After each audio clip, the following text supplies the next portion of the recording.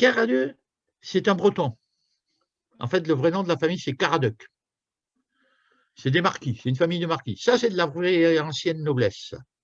C'est pas comme Furiot. C'est des nobles depuis de tous les temps. On ne connaît pas on ne connaît pas très bien la manière dont il est venu aux îles. Il est probable qu'il y a eu des mariages avec une créole, parce que beaucoup de nobles se mariaient avec des créoles, parce ils n'étaient pas assez fortunés pour entretenir leur château ou leur terre en France, où ils avaient déchu au plan financier un petit peu. Donc le résultat, c'est qu'il a acheté cette plantation de Caradeux à un certain Aubry, A-U-B-R-Y. Ensuite, il a marié toutes ses filles pratiquement aux planteurs de la plaine. Madame de Chateaublon, Madame Grand de Chateaublon, c'était Grand, il s'appelait Grand, Grand de Chateaublon, il s'appelait le colon. Madame Grand de Chateaublon, c'était une Caradeux. Madame du Mornay, c'était une Caradeux, et ainsi de suite. Il avait marié la Toison de Roche-Blanche, c'était aussi une Caradeux. Toutes ses filles, il les a mariées dans la plaine. Donc, il est devenu le personnage central un peu de la plaine. Hein, c'est d'ailleurs le plus connu, le plus considéré. Fleuriot, par exemple, parlait toujours de la manière dont il faisait le sucre, etc. Il paraît qu'il faisait un très beau sucre, et bon, il s'y connaissait, quoi. Il était là depuis longtemps et il savait bien faire le sucre, etc. Bon, ça, c'est l'aspect professionnel, je dirais presque, du personnage. Là où, quand même, il a marqué l'histoire, on ne l'a pas appelé pour rien Caradeux le Cruel, parce qu'il était connu pour sa cruauté. Mais en même temps, c'était quelqu'un qui n'avait peur de rien. Il était un peu rude, quoi, on va dire. Hein. Ce n'était pas quelqu'un de très fin.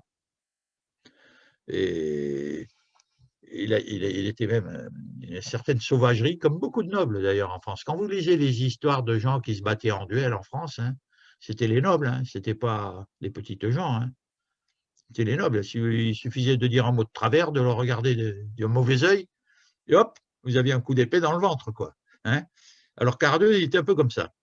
Et il s'est fait très mal voir, il a été très cruel avec ses esclaves, il est devenu Caradeux le Cruel. On l'a appelé Caradeux le Cruel. Voilà. Et quand la Révolution est arrivée, il a eu le nez creux, comme on dit familièrement.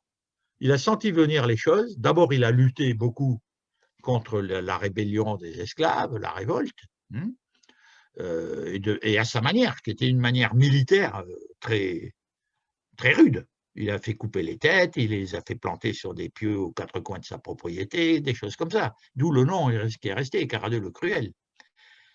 Et puis, quand il a vu que ça prenait une mauvaise tournure, eh bien, il s'est échappé, tout bêtement, avec pas mal d'esclaves qui lui étaient fidèles.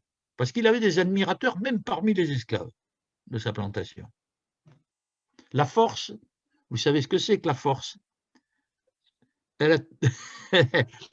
Comment dire en créole, hein? Baïonnette, c'est non, constitution, c'est papier, baïonnette, c'est fer. La constitution, ça fait pas mal. La baïonnette, ça fait mal et on respecte.